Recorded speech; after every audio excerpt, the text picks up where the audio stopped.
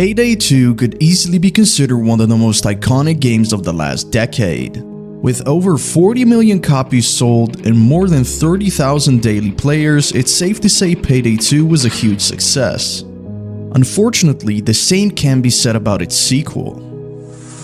On August 13, 2013, Payday 2 released after only 2 years in development and would go on to become one of the best-selling games on Steam. The game naturally evolved from the groundwork set by the original Payday, but amplified every aspect. Introducing a number of heists, expanding the roster of characters, and adding extensive player customization. With all these new improvements, Payday 2 spread like wildfire. And with each passing day, the player numbers would rise. Sitting at over 400,000 reviews, nearly 90% of them being positive, it was clear that Payday 3 would be nothing short of a success. But the reality is much darker.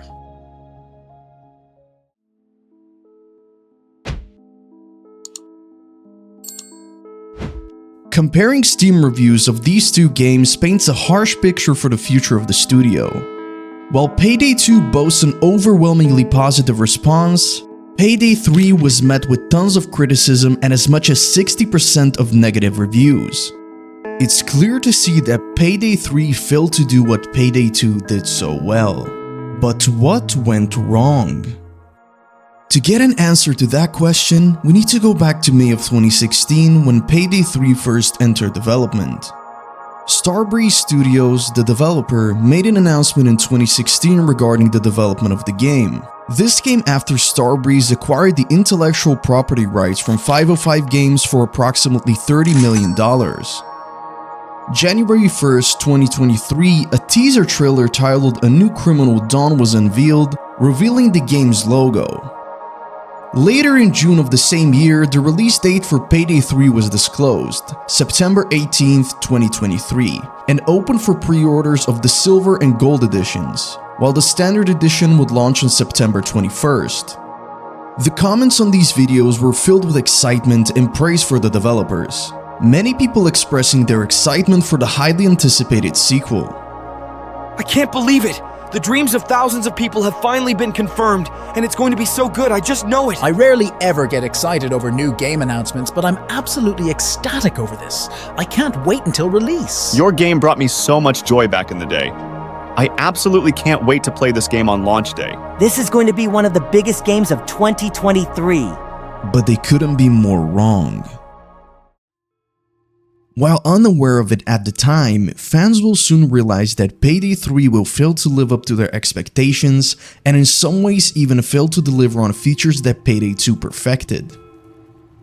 A complaint that we see time and time again across thousands of negative reviews is that the game was released in an unfinished state. It's clear that the game has some major core gameplay flaws and fails to deliver on the basic elements of a Payday game. The issues plaguing this game range from connection issues to poor performance. During the initial few hours following the game's launch, users encountered laggy and unstable lobbies, which frequently disconnected. Such persistent problems on the launch day of a game that has been in development for 7 years are completely unacceptable. The choice to get rid of local play and only allow players to play the game while connected to the internet is quite perplexing and suggests a lack of consideration on the part of the studios for their audience. Because not everyone has a consistent internet connection. Some people could be restricted from playing because of a limited data plan, while others simply prefer the option to play offline with mods and create their own experience. Numerous people have been sharing their experiences of encountering frame drops, stutters, crashes, and various other performance-related problems, even when playing on top-tier systems. Unfortunately, these problems have yet to be addressed through any official patches, and the players themselves were forced to come up with solutions by creating temporary fixes. Another decision that confused a lot of the player base is the post-launch switch from Unreal Engine 4 to Unreal Engine 5, with a lot of people claiming that simply developing the game in Unreal Engine 5 since the start would have been a better idea. Unfortunately, there are even bigger problems in Payday 3. Like lackluster AI that is nowhere near any modern gaming standard, making the game feel even more outdated and breaking the player immersion. This begs the question, With all these problems plaguing not just Payday 3 but most modern games in general, why do we keep participating in this dangerous cycle of accepting and buying unfinished games? Because this is not an isolated incident by any means. This is a persistent trend in modern gaming where development studios prioritize profit over releasing a finished product. It's a trend where players are seen as nothing more than a number. But for some reason, millions of gamers worldwide keep ignoring this shady practice and continue buying all the latest releases at full price, regardless of the quality. No wonder all these studios keep getting away with it. They see no pushback or retaliation when they cut down development time and push out half-finished games for the sake of getting more sales. So next time you're buying games, don't pay full price. Instead, use instant gaming and save up to 99% on games. I've been using instant gaming since 2018 and I bought over 100 games, saving me nearly €3,000. I will only promote brands that I truly believe in and that I actually use daily, and instant gaming has always been the website where I get all my games. I have not paid full price for a game in years. So if you want to save a bunch of money and still play all the latest games, make sure to use my link in the description. Now back to the video. One discovery that has left me surprised is just how active and alive the Payday 3 community is on YouTube. While it's clear that most of these views are coming from well-established channels that have made Payday-related content in the past, it's very surprising to see how YouTube views compare to actual player numbers. It almost seems as if people would rather watch the game than play it, and who could blame them? While doing research for this video, I came across a lot of Payday 3 videos easily surpassing 10k views. So comparing these numbers to current player numbers doesn't make a lot of sense. But it's no surprise that people don't want to play Payday 3, because to this day there are still tons of issues plaguing this game that have not been addressed yet, and at this point it's a little too late. Considering what I've been hearing from friends who are fans of the series and what I've been reading online, it's safe to say that the players have moved on.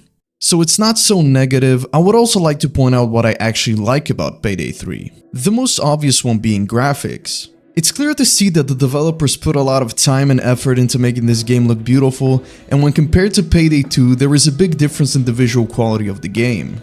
I also really like the music, and for me personally it's a big leap forward from the previous game. The weapon animations and gunplay are a significant step up from the previous titles, and being able to add foregrips to weapons that actually change the way they're held and animated is a real game changer.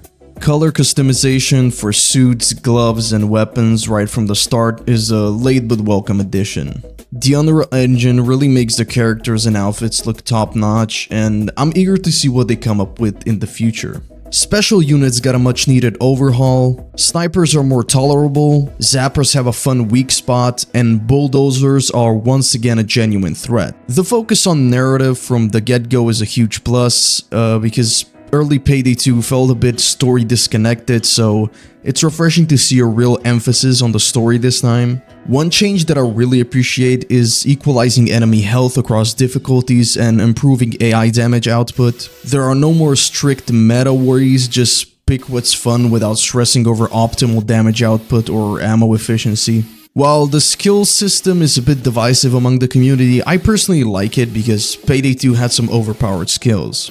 In Payday 3, the toned-down skill system is a welcome change because there are fewer meta skills, giving more flexibility to choose based on the heist. But that's essentially it.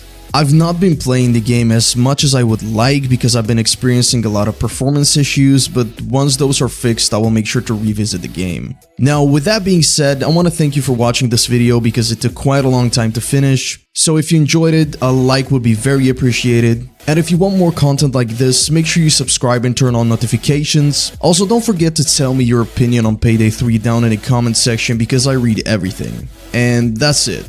Bye.